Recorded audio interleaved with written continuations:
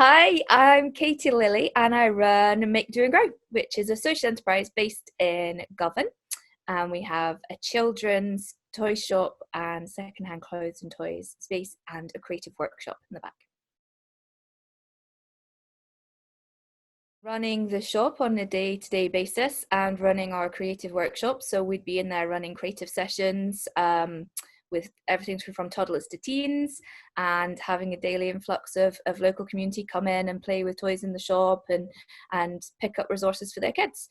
And then we'd be packing up bags with loads of activities and rushing off to do loads of community events, markets, um, any sort of arts festivals, because that was one of our main sources of income as well, was actually taking our skills and being able to do creative arts and crafts with kids and families using recyclable stuff, and we would sell that service, and that's how we would make our income to run our free sessions and keep our shop going. The three things that we focus on is families, that's our big top one, and supporting families with growing children. The second one is around creativity and actually enabling access to creative activity for as many children and families as possible, and actually showing how easily accessible it can be, and how you do that with your own children at home with things that you have around you no matter what. And then the third one is around reuse and encouraging reuse and recycling through the fact that we've got secondhand. So there are sort of key social aims, but there's a lot more that happens around that. So from the families that actually come into the shop, that actually just need a space where it's okay for their kids to touch everything and to play with everything, and they can spend 20 minutes at the end of the day after the school run and just have a breather, a conversation, a cup of tea, and the kids can run around and play and draw on our chalkboard wall and read, and that's a safe space for them. To the ones that come into our groups, into our creative sessions, and they tell us it's not just about being able to sit and create with their child and learn about making and creating and creativity, but actually it's a support group as well, because they're there with other parents, with other carers, and the conversations can open up so much more freely when we're all on a focused activity we're doing together. It frees up that conversation, and it's a good support network for them, so that works too. And then we've got the volunteers that come in and work with us, the ones that are able to sort of build new skills, that maybe want to work with children or go into a career either in the arts or in childcare, and we can give them extra experience and skills to do that. But particularly I think in building confidence, I think the thing that we're most proud of is that we were able to turn pretty much everything that we did around within just a couple of days. So as soon as lockdown looked like it was about to happen, we actually started to pull together all of the materials that we could from the workshop and the printer, and shifted them all to homes, predominantly mine, but other spaces as well. And we also looked at purchasing Zoom package with a view to actually being able to translate all of our sessions digitally. And we did that within just a few days. So by the Saturday of the first in March, so it was about the 21st, we did our first Facebook Live session with families on that Saturday, using the creative materials that we had at home. I think the advantage we had was definitely that one of our key skill sets is actually using materials that you have at home to be able to create anyhow. So actually we're already ready set with our ideas and our inspirations and stuff for families to be able to do, because that's what we'd always been doing for the last 3 years.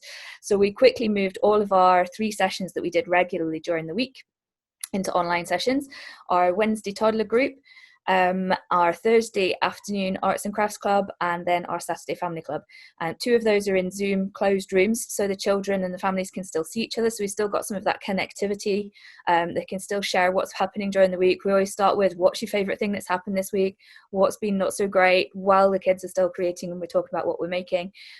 Just keeps that relationship going, and the children to be able to show off their work and what they're doing and talk about their week too. And then our Saturday session, we do it as Facebook Live, so it's accessible to as many as possible. So it's just there sitting on our social media. And we have a focus for that one on toys and games. So we're actually about making things from stuff you've got at home that you can actually play with, use, and engage as a family with afterwards, whether it be about board games or like games you can play outside, whatever it might be. So that's fantastic. Then with the materials that we brought back, we started making up packs. Now we had holiday clubs planned. It was one of the things that we used to do, is holiday clubs, just small ones within our workshop. And there's a massive holiday club that happens within Govan as well, run by the amazing Youth Information Project. And we had a conversation immediately the week that we were all locking down and said, what are we going to do? Are you going to be able to run your clubs? How are we going to do this? And we actually worked out a way by we could take the tiny pocket of funding that we'd had for the providing the food at those holiday clubs and pass it over to JIP to be able to use for the lunch services that they were planning right on the front line in the middle of Govan. And we took a tiny bit of their activities funding that they'd had out of that, and we started generating all of these packs. And then what happened was that JIP had been running this amazing lunch service for young people and for adults alongside the Salvation Army right in the centre of Govan. And we've been able to have our creative activity packs with like 5 to 7 different activities for children of all different ages to use. So they've gone out on the lunch service alongside the lunch, so we'll be able to partner up and put that out straight away. And then that snowballed from there. We realised that actually the need for this was way greater than actually just what we had ready for the holiday fund, the small number of children we'd have been covering from that. And so we've just been creating pack after pack after pack after pack and redeveloping, designing new ideas, using all the creativity that we had in our workshop to start with to really meet all the sort of developmental interest, fun levels of all the different kids at different ages. So we've done about 470 packs to date, and we have orders in for hundreds more. So we're just desperately trying to keep up with demand on that. And then finally, so that's our creative workshop all changed around, that's all of our sessions turned around. And then we were like, well, what can we do? We've got this shop full of toys and books and games that are desperately needed right now. How can we utilize some of that resource while our shop's closed and can't open? And we've partnered up with NSPCC, the Together for Childhood team within Govan, and Govan Housing Association, and they came up with this fabulous idea that we could actually take what they had in their service centres and what we had within our shop and create this fabulous toy library that happens once a week alongside the local service lunch provision, and make all of the toys and games that we have as a community available to sort of take and then bring back in a safe manner where there's still social distancing, they're all cleaned down and quarantined, but it's actually just getting our stock out there as well. So literally everything that we did before, we are now in a way still managing to do again. So I'm really, really pleased with that. Evidently, whilst it's been fabulous being able to turn all of our skills and our resources around and serve what we could see as need in the local community with what we're able to do, we're not actually bringing in any income doing that. So we've been really, really fortunate in that a lot of the organisations locally and community ones have really bonded it well together, and those that are working with families directly have been able to help support the cost of some of the materials that we're putting into the packs so that we're not making a loss on buying in things like glue sticks and pencils and stuff. And because we were really fortunate enough to have investing in communities funding from the Scottish Government, that's helping to keep our small team of staff paid so that we can actually keep doing this work. So it's covered in terms of the costs for what we're producing, but normally during this time we would be bringing in income to keep those jobs and positions sustained into the long term and to be able to pay all of our bills like the rent and the amenities and all of those kind of things at the same time. And evidently our whole being was about bringing people together. It was about the events industry, the arts industry, and they're all no more at the moment. So it's been difficult to see, to take that shift, but think, how can we actually make sure we're still paying for the bills and have a plan for how we recover from this into the future.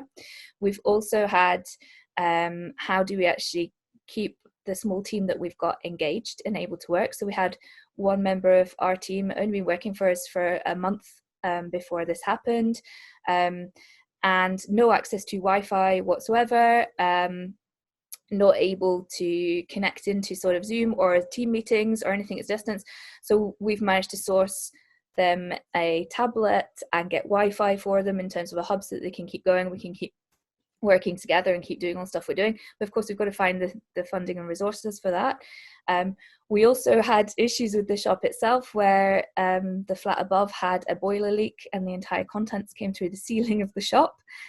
Fortunately, again, we caught that in time. It happened that one of the team were going in just to pick up some materials for packs on the exact day that it happened. So they discovered this torrential downpour through the ceiling on the day that it occurred.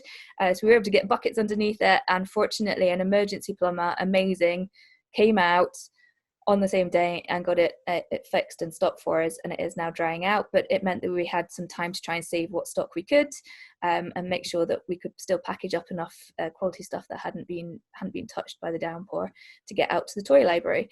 But yes, there's been a number of challenges along the way to keep us going, and there will be again, but then there have been for everybody. And I'm just pleased that we've been able to continue and feel like that we're able to contribute and support with what we can do, and trust that actually that community will still be there for us, as it is for all the other organisations too, when we come out of this, to enable us to rebuild. It was actually really, really useful to be able to tap into the resources from CES and the consultancy based service that we had during that time for two particular projects that we were looking at. The first one was around income stream development. So before the whole crisis hit, we were at the point where we were looking to grow. This is why we have now been successful in applying for that Investing in Communities Fund. Was all about building capacity.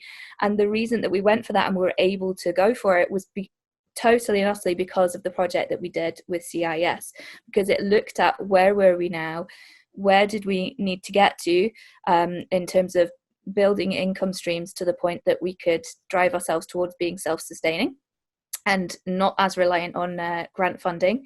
And the overall result of that was not only here's a number of different pockets and routes that we could take, but primarily none of this is going to be achievable unless we can increase our capacity in terms of staff resource, because there's not enough of you to achieve any of the stuff that we need to do. So you need to look at how do we build that capacity first of all, and then once you've got that, you can go for all of these amazing things that will help to drive both your social impacts and your income stream development.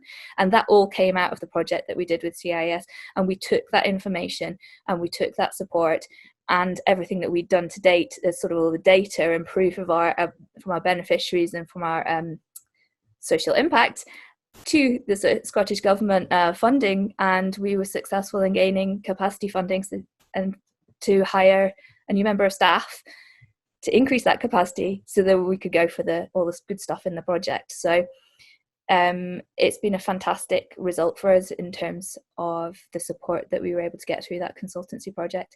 And as a side to it as well, we actually had somebody from CIS able to have a look at the finances too, how we would develop the spreadsheets and the ways of working and the templates that we had to increase the measurement that we had to be able to analyze more, that would set us up in a better position for when we were ready to grow. So we weren't trying to scrabble about and piece together the stuff and the tools that we worked with already to make them fit. We actually had things that were ready to grow with us. So very successful on both points.